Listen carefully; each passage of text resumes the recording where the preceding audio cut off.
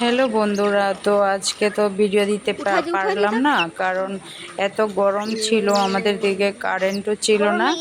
তো আমাদের এখানে গরমের মধ্যে একটা বাদর মারা গিয়েছে, যে বাদরের ভিডিওটা করে এনেছিলাম, তো তাই তোমাদেরকে ভাবছি শেয়ার করব। এত খারাপ লেগেছিল বাদরের ভিডিওটা দেখতে যে চোখে জল এসে যাবে যেই দেখবে।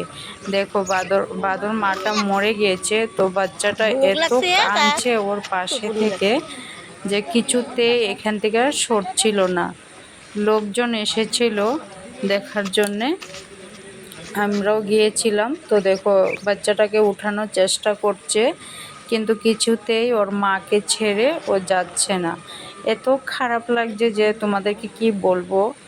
আশা করি যে ভগবানে কারোর সঙ্গে এরকম না করুক, যে মা থাক মা মা মরে গেল কিন্তু বাচ্চাটা আছে, ও কিভাবে থাকবে মা ছাড়া। এটা শুনে দেখে এত খারাপ লাগছিল যে চোখে জল এসে গেছে।